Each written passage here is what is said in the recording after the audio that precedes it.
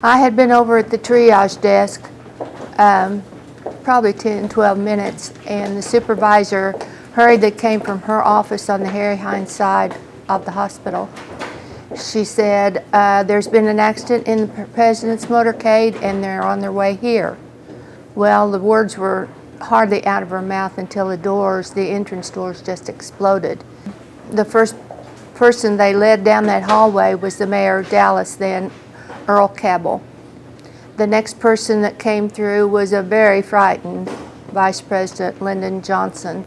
And then I saw this carriage come in with Governor Conley on it, and he had been gravely wounded.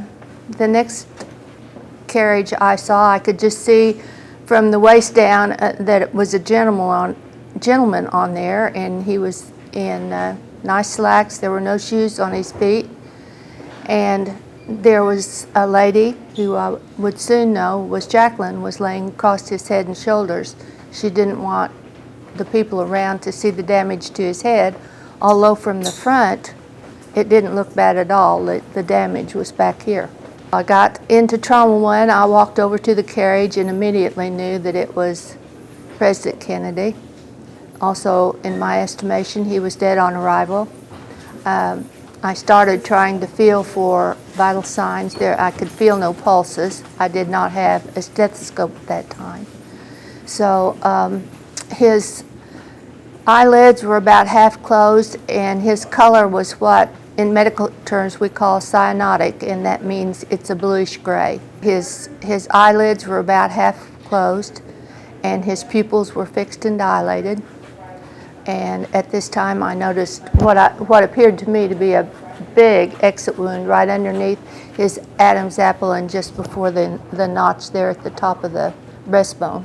And on the cart, halfway between the earlobe and the shoulder, there was a bullet laying almost perpendicular there. But I have not seen a picture of that bullet ever since that day.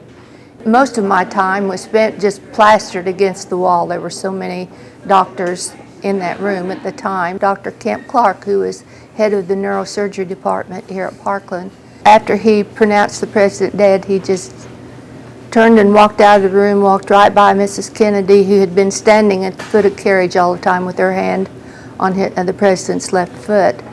Early on, the supervisor had asked her if she would like a seat out in the hallway, but she declined. And the only thing I heard her say that day was, "No, I'm going to stay with him."